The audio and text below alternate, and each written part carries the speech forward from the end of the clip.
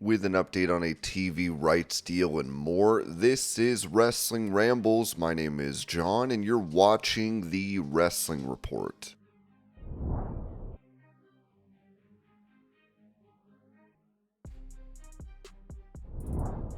Explaining how WWE and AEW pay their talent, Conan said on Keeping It 100, I think what WWE did was when AEW started, they started overpaying people to stay. I think they figured out, we don't gotta be paying these people all this money when we got NXT and we can get wrestlers from there and groom them, so they started to let them go. Tony Khan literally gets mad when certain wrestlers leave, so what they're doing now is they're making him overpay all these wrestlers so he can keep them. What has Swerve really done to garner any extra attention or draw any extra fans? But if he wants to keep them, because from what I understand, they talked to Swerve and they talked to Daniel Garcia, and that was enough for him to go, hey, these are my guys, I'm going to overpay them. Why would Swerve stay there unless he's thinking, let me get paid for the next 5 years and be a very rich man, and in 5 years, if they don't bury me, which they probably won't, I'll still be viable and I can go over there. I would have gone there right now because they probably would have made him a big star. They wanted to take Prince Nana with him, which, not hating, I'm just stating, I don't know what he adds to Swerve except he's like Flava Flav. I guess nobody else could do that except Prince Nana. He thought of going, whose house? Wow, that's got to be one of the greatest ideas I've ever heard in wrestling history. Why don't you make him the booker?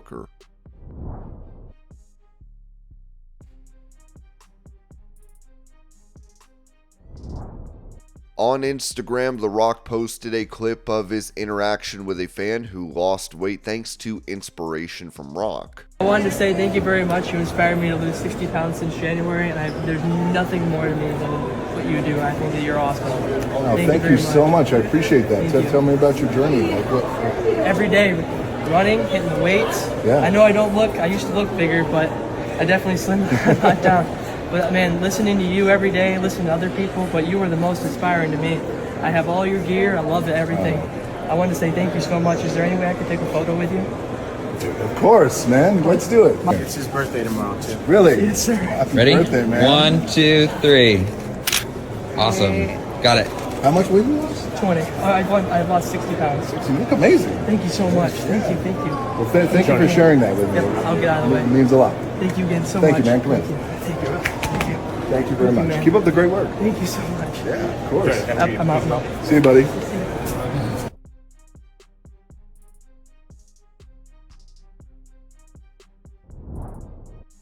Recalling an injury that he suffered during the filming of Heels, actor Stephen Amell told Busted Open Radio, on our first day of shooting wrestling, our first scene was me doing a coast to coast. You know, you're running and gunning back in the day and you really don't think. We could have shot it from a couple of different angles. We could have put a mat down. We did the first take and I did fine. I was supposed to do the coast to coast, drag the guy out into the center of the ring and cover him for the 1, 2, 3. I didn't clear as much of the ring as I wanted to, so I did it again. Unbelievably, I did it again and went too far, landing at a 90-degree angle, sitting up and down. I ended up with a compression fracture to my T10 and L1 on our first day of wrestling. So stupid. I mean, so dumb.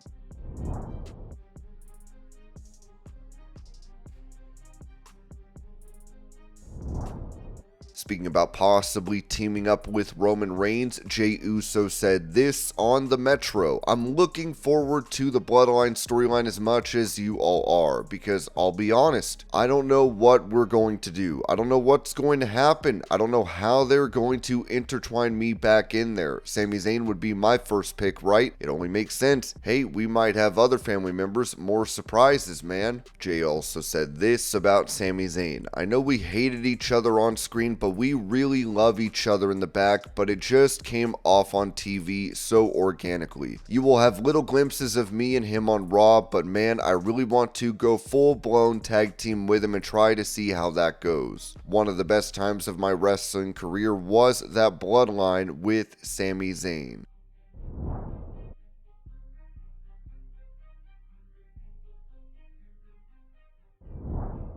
Revealing how his SmackDown appearance last week came together, WWE Hall of Famer Rob Van Dam said on his one-of-a-kind podcast, "It was an invite that happened with not a lot of notice at all. It was a one-day notice to fly out. Wednesday. Sorry about the short notice, but you would have to leave tomorrow. But, you know, are you available on Friday?" And I was.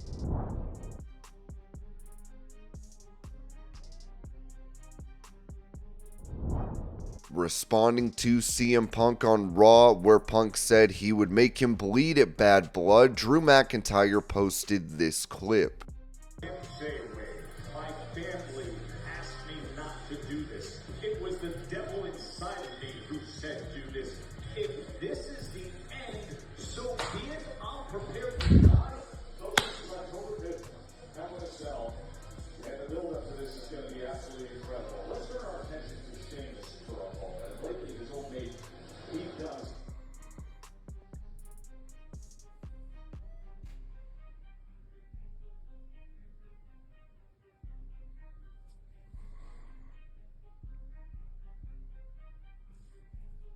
That's what I've been waiting for. I can't help myself sometimes. I'm obviously at home. But I just watched what you had to say and that look in the eyes. That's a man that's ready to go all the way. To try to hurt me, but a man that's willing to go out on his back.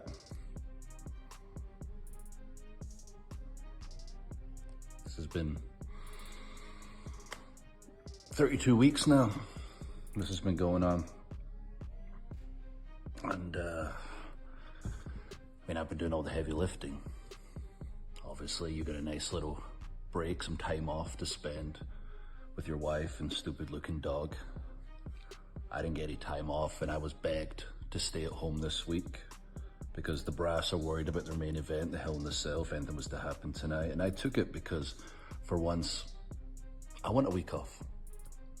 I want to spend some time with my wife, my cats. That's the man that I've been waiting to see. I can tell you how many matches you have left. 1. I can make you a promise too. One of us is not walking out of Hell in a Cell. I'm gonna enjoy my week off.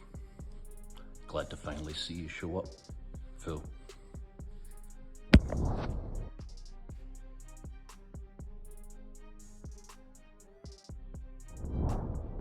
Also, it was explained why Drew McIntyre was not at Raw last night, as Ringside News wrote that last week it was speculated that McIntyre might be absent from Raw to attend the premiere of his upcoming film, The Killer's Game. However, he was ultimately required by WWE to travel to Raw, where he appeared in Calgary, Alberta, to participate in a live segment with Adam Pearce, setting up his Hell in a Cell match with CM Punk at the upcoming WWE Bad Blood Premium Live event. PW Insider Elite reports that McIntyre's absence from tonight's show is not due to any personal reasons, but is instead a deliberate creative decision.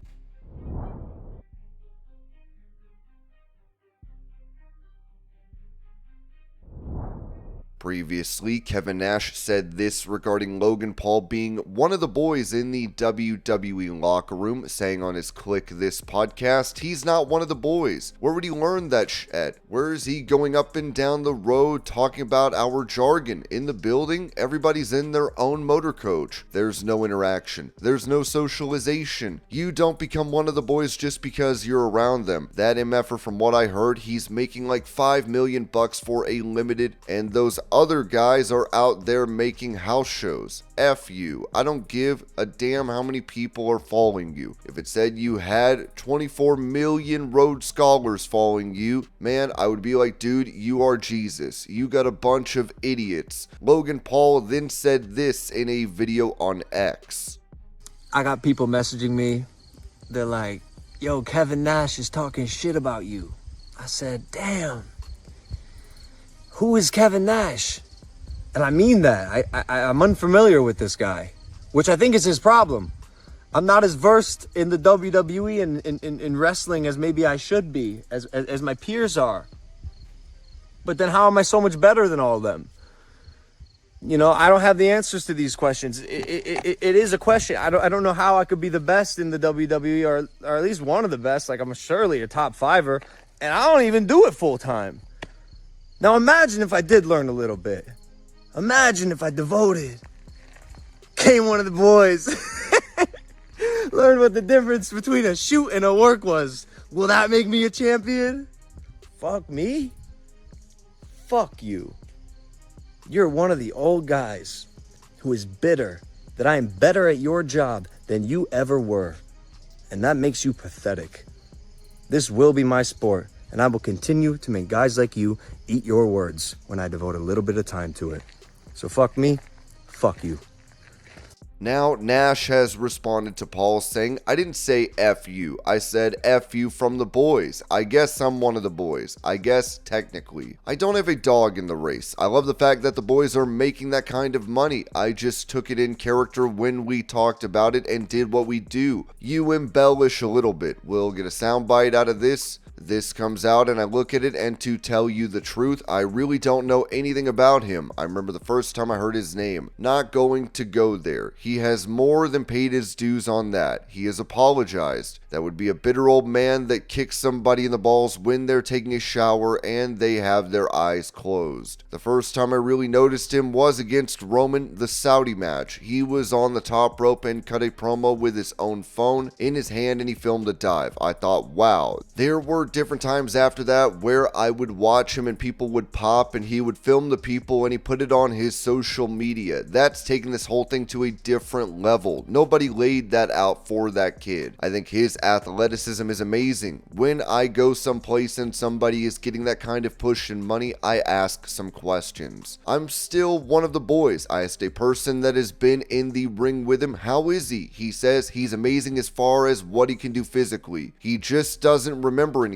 I don't know how much truth there is to that. For the match in Puerto Rico, they brought a ring down and trainers. They go through his matches. He said maybe he should get more in depth of knowing the history. He still has to go down there for 2 weeks and put in time and bounce around and go through that It's just, you're not a top 5 guy if you can't. When I was 42 years old, if you can't go out there and I'm sitting in Hulk's dressing room and drinking a beer and we have 12 minutes and they give us the finish and your music plays and mine plays and I go to the ring, you're not one of the top 5 guys if you don't know what we're doing. If you can't just go out there and call it. I pray that he doesn't get hurt. I hope he has a good run. I'm not going to stop drinking Prime. I'm a 65-year-old dude. I know what the Vine is. He said he doesn't know me. Dude, I don't know you either. Somebody in the company had his net worth at $150 million. To take things into perspective, if I had $150 million, I'm not too sure. I'd be super laser focused. I'd get my in and call it a day. The worst case scenario is they tell you to take a hike. I'm in the Hall of Fame. I had a great run. I was blessed. I'm blessed with 30 years of loyal and great fans. He doesn't know me, and that's fine.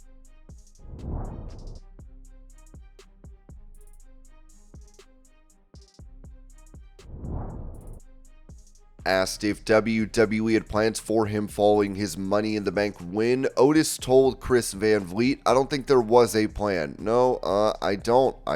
It was kind of a shocker because the whole day was like we couldn't get up on the roof for the longest time because of the COVID stuff. It was like just sitting, doing one thing and shooting it. So we were basically just sitting there in our gear. They were kind of, BSing with all the boys and, kind of calling stuff that would make it even more spectacular, like the plate where, Baron was like, oh, throw the plate in the mirror, get it approved, get it approved, so it was just a long day. Then finally Jim's like, you thinking King Kong up in there? I go, King Kong? He goes, yeah, come with me. Jamie Noble's all fired up. He walks up and he's just climbing this ladder with his cowboy boots. I'm like, babe, I'm not going up there. I hate heights. That's why I only go on the second rope. He's like, get your ass up here. Come on. So I went, and it was a long way down. I mean, it's a headquarters, babe. So we go up there, and he goes, all right, I'm going to take a picture of you. Take your shirt off and roar. I go, okay, like King Kong. Really roar? I'm like, okay, I'm roaring. Sorry, I've been sitting for 14 hours. Then all of a sudden, you're going to win it. I'm like, oh, okay. And then, yeah, from there. But I think everything was always like, again, it was who's healthy, who's not. So that could have been a factor there, you know, with testing about COVID and all that. So there were a bunch of changes going on. But at any point holding the briefcase, did you go, I'm going to be a world champion like that's what this means. This means I probably get the title. Yeah, my brain doesn't think that way. It's, how does it think? Basically, it's a military question. It's like, how can I make this bigger than what it can be? And it's tough without the crowd too, because again, you're not getting that reaction.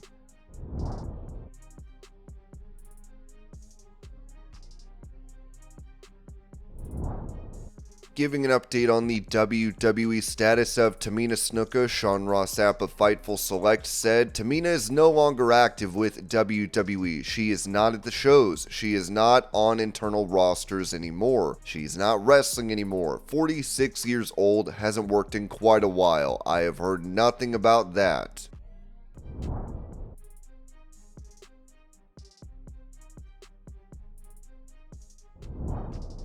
Touching on Logan Paul's legal troubles and WWE's lack of involvement in this, Ringside News noted that although Logan Paul remained on WWE television throughout a lot of his legal woes, lawsuits included, he kept the United States title before losing it to LA Knight at SummerSlam in Cleveland Browns Stadium. It appears that all of those lawsuits and controversial situations outside WWE didn't affect Logan's booking. During his Backstage Report podcast on Fightful Select, Sean Ross Sapp spoke about Logan Paul's situation in WWE throughout his lawsuits. It was noted that WWE hasn't commented on Logan Paul's mounting lawsuits either. We've not been given a comment anytime we've ever asked about this. They don't comment on lawsuits they're involved in, so it's not a surprise to see them pass on this as well. Just in case you need a refresher, in September 2021, Logan Paul launched an NFT-based game called Crypto Zoo, which quickly faced criticism for using stock images and poor functionality. By December 2022, YouTuber CoffeeZilla released a docu-series exposing the game's issues, including its failure to deliver on promises despite significant funding and allegations of marketing to children. Paul initially threatened legal action against CoffeeZilla, but later deleted his response and offered a $1.3 million refund to NFT holders in January 2023. By February 2023, Paul faced a class action lawsuit from investors. He initiated a refund program in January 2024, requiring participants to agree not to pursue legal action against him. Meanwhile, Paul filed a counterclaim against his co-defendants. In June 2024, despite earlier apologies, Paul sued CoffeeZilla for defamation. CoffeeZilla claimed this was in response to his inquiries about Liquid Marketplace, another company co-owned by Paul, which is under investigation for alleged fraud.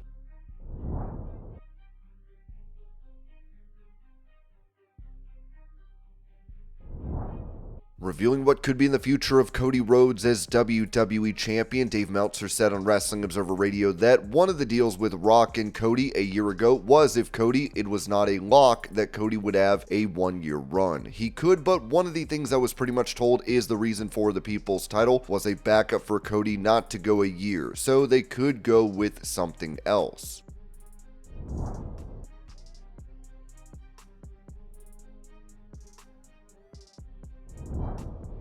For an update on the deal being worked out between AEW and Warner Bros. Discovery, Brandon Thurston wrote that John Orand at Puck reports AEW's new media deal with WBD looks like it will be a 4-year deal, 3 years guaranteed with a 1-year option. Orand says $170 million per year is apparently in the ballpark. He says AEW will air on TNT, TBS, and True TV twice per week as part of a strategy to make True TV more sports-oriented. The announcement of the deal could come as soon as next week, barring any last-minute changes. He says AEW is pitching an additional package to broadcast networks. The report at one point refers to AEW as second-tier wrestling, though Orand writes that the deal marks a clear success for AEW. Ringside News added that it was recently reported on Puck that AEW will continue its weekly shows on TNT, TBS, and True TV twice per week. The inclusion of True TV is part of WBD's broader strategy to make the channel more sports-oriented. While this development is a win for AEW, the true game changer could be the potential for Max to host AEW's pay-per-view events in the future, something that has not yet been confirmed but remains a hot topic of speculation. Contacts close to the situation suggest that this new deal with WBD is close to being finalized, though no specific announcement date has been set. The details remain tightly guarded, even within AEW, as talent has not been informed about the company's future TV plans for the fate of its pay-per-view model. Sean Ross Sapp noted on Fightful Select that sources on both sides believe that if AEW and Max reach a separate agreement, it could open the door for pay-per-views and other exclusive content to be featured on the streaming platform. This would mark a major shift for AEW, as it could signal a move away from the traditional pay-per-view format in favor of a more accessible streaming-focused model. While the specifics of the deal are still under wraps, the potential for AEW to align with Max for live events and pay-per-views would represent a huge step forward for the promotion, positioning them alongside other major sports and entertainment offerings on the platform.